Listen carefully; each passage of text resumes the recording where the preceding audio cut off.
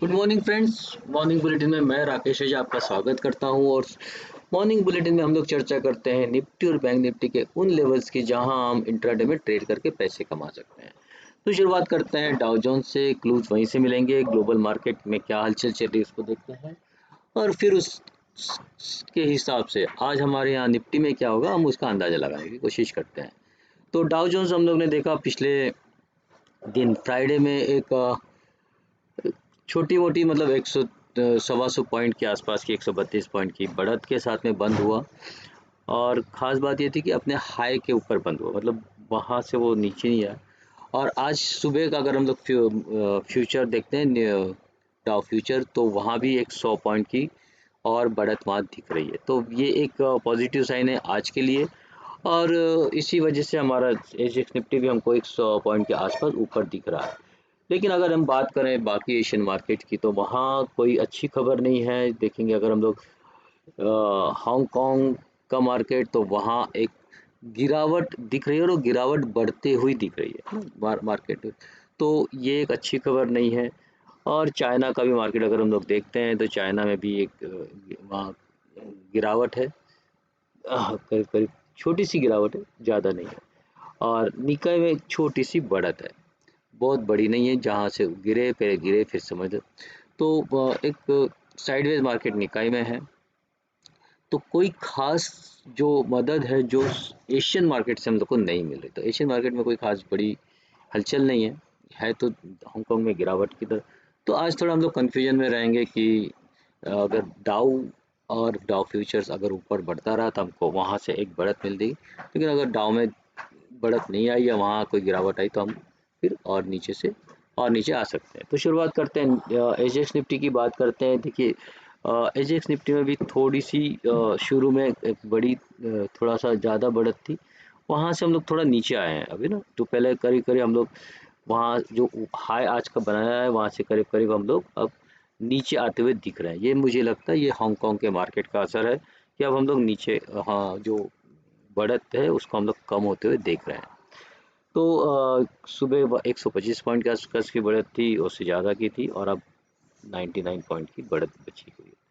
तो निफ्टी इस हिसाब से क्या करेगा, बैंक निफ्टी क्या करेगा, हम उनकी चर्चा कर लेते हैं। तो निफ्टी में आपको करना क्या है आज?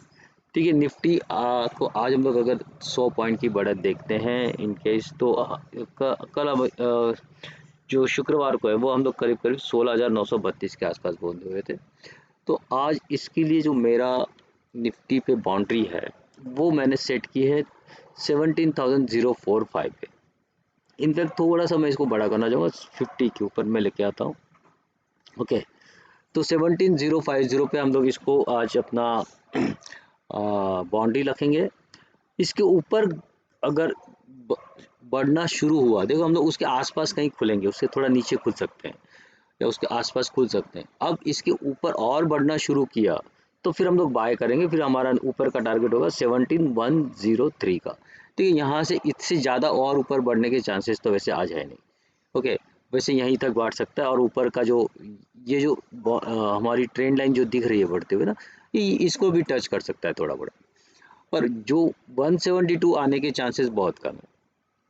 अगर यहाँ आ जाता है तो यहाँ भी आपको सेल करने की सोचना है। ये एरिया में, इस पूरी एरिया में आपको 103 के ऊपर जहाँ भी आप जाते हो वहाँ आपको शॉर्ट करने के लिए सोचना है। वहाँ जैसे ही आपको एक निगेटिव साइन दिखता है बढ़ने का, मतलब निगेटिव साइन का मतलब होता है कोई ऐसी कैंडल जो बेरिश हो, इन्वर्टेड हैमर हो, शूटिंग स्टार हो, या कोई आपका एनगल्फिंग इस टाइप की कोई रिवर्सल कैंडल आपको दिखती है तो वहाँ आपको शॉर्ट करना इस रेंज में।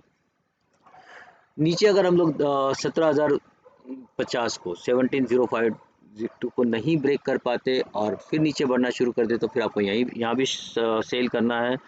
फिर नीचे की टारगेट्स होंगे आपके 16,993, मतलब ऑलमोस्ट 17,000, और 16,932 जो कि हमारा प्रीवियस डे का क्लोज है। तो यहाँ तक हम वापस से भी आ सकते हैं आज। तो देखिए ये सेल ऑन राइज है, तो आपको जब भी ऊपर मिलता है आपको बाय सेल करना है ना। तो ये ध्यान में रखें कि ऊपर मिलता है तो बेटर है कि वहाँ आप सेल करेंगे, फिर और ऊपर मिलता है और सेल करेंगे और नीचे की ओर हमारे टारगेट्स आते हुए हमको दिखना चाहिए। बैंक बात करते हैं बैंक निफ्टी की। तो बैंक निफ्टी देखिए अब बैंक निफ्टी का आज का हमारा बाउंड्री होगी, आज की हमारी बाउंड्री होगी 39,600 की। 39,600 की जो बाउंड्री है उसको हम लोग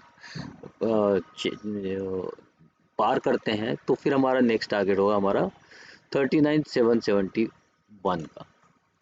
ओके, क्योंकि एक इमीडिएट ट्रेंड लाइन रेजिस्टेंस भी है इधर, और उसको हम लोग देखते हैं, वो भी पार करना ज़रूरी जब उस 39,771 के लिए।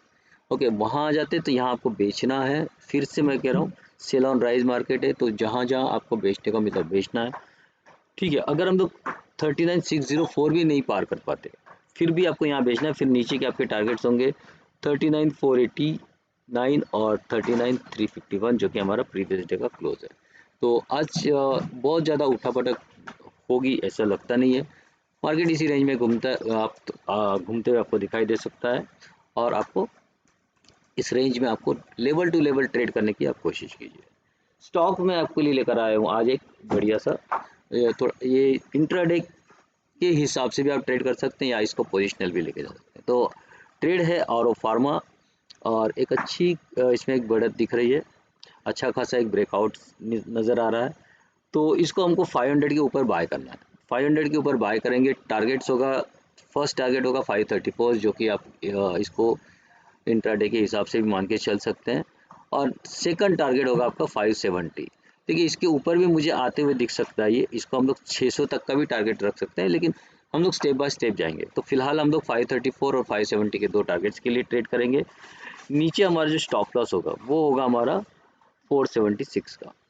तो इस हिसाब से अब इसको ट्रेड कीजिए, और आई होप कि यहाँ एक अच्छा पैसा आपको बनते हुए दिख सकता है।